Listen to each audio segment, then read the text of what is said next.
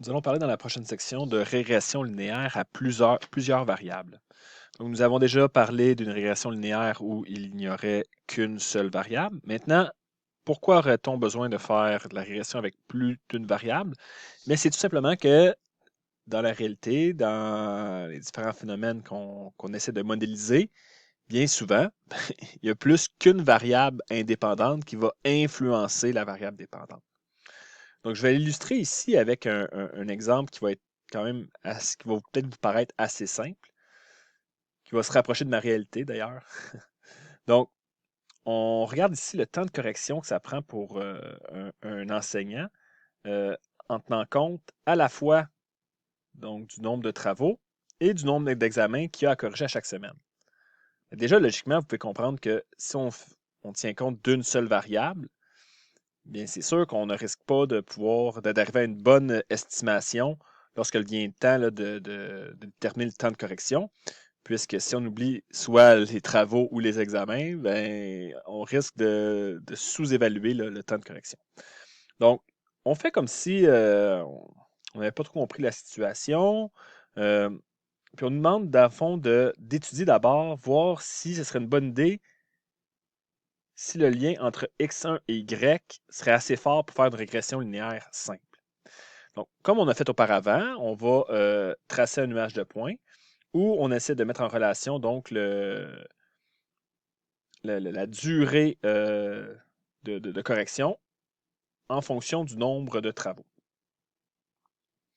Donc, voilà ce que donnerait le nuage de points.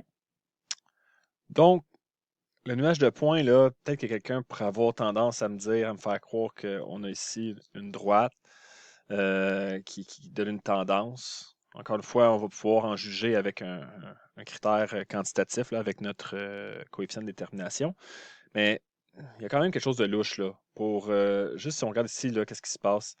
C'est étrange que si on fait juste regarder x1 en fonction de y, que pour, par exemple, 4, 5, 6 travaux, il y a une si grande variabilité dans le temps de correction. Pourquoi tout d'un coup, 4 travaux, ça prend environ 1 heure, puis là, on a 5 ou 6 travaux, puis le temps vient. C'est quand même. Ce serait surprenant là, qu'il y ait uniquement la variable x1, donc le nombre de travaux, qui explique la durée de correction. Bien, encore une fois, soyons naïfs.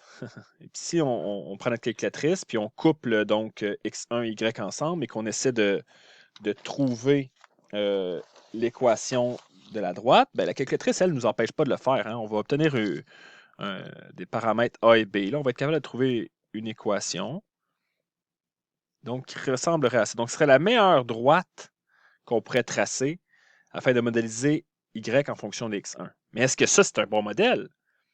Bien, on peut s'en rendre compte de différentes manières. D'abord, si je prends la droite qui est là et que je remplace X1 par 10.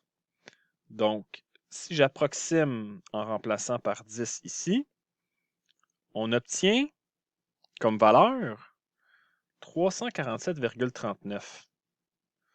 Donc, ça, ce sont des minutes.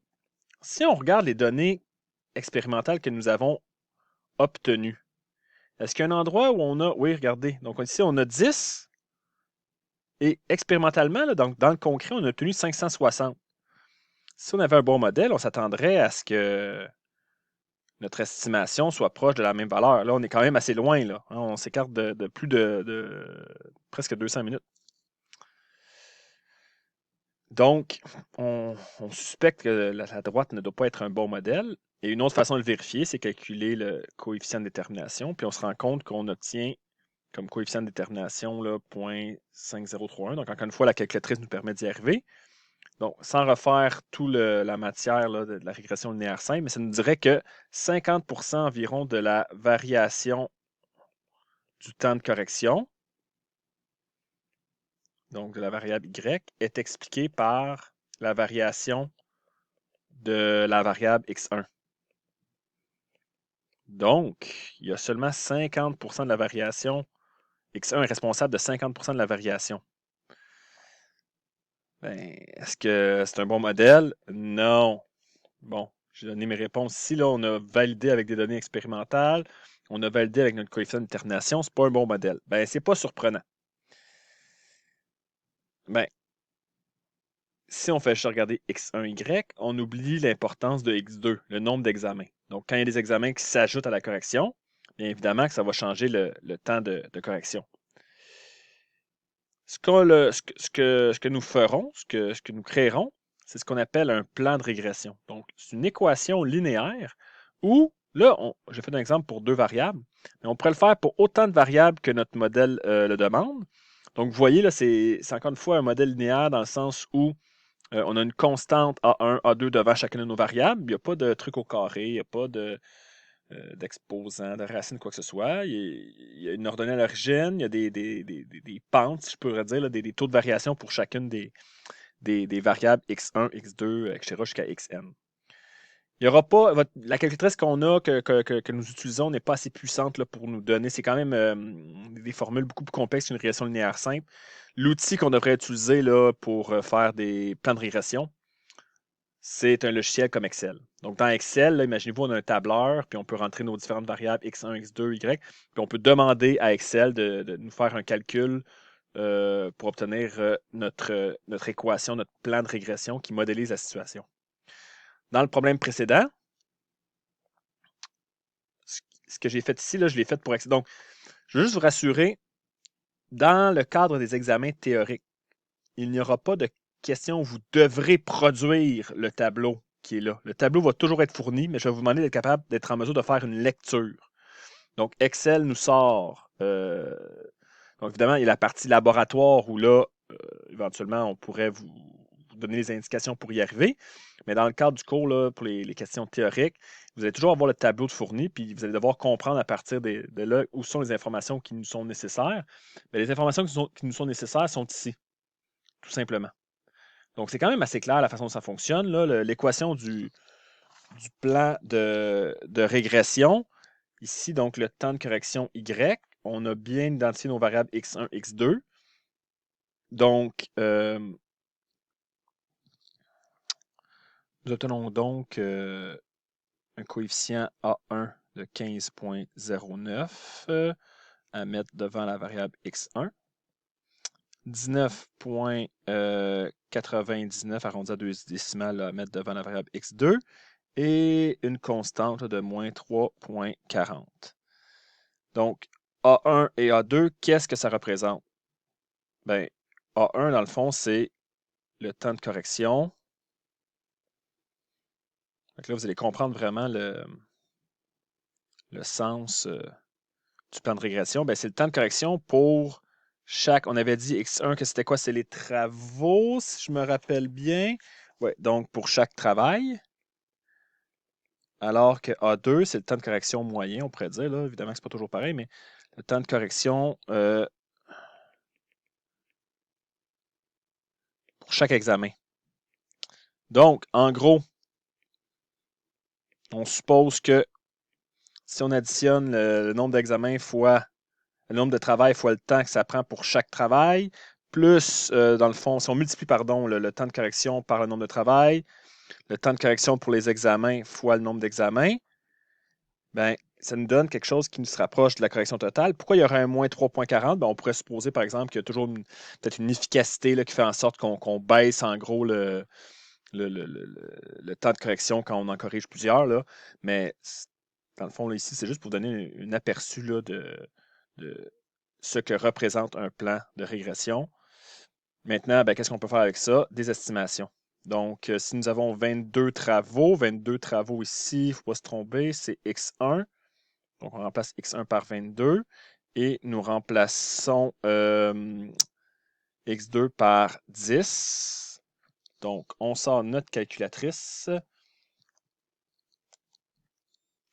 et nous obtenons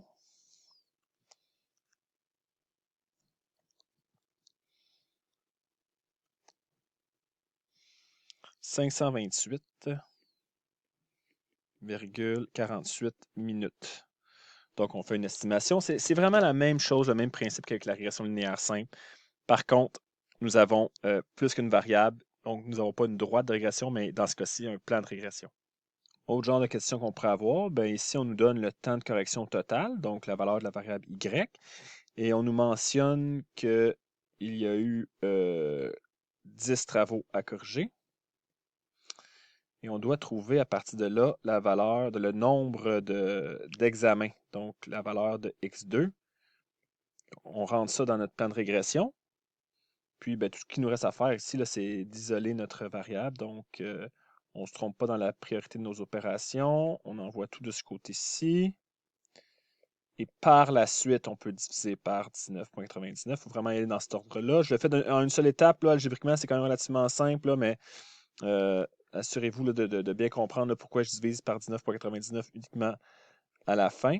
Et donc, on sort notre calculatrice et ça nous permet donc d'obtenir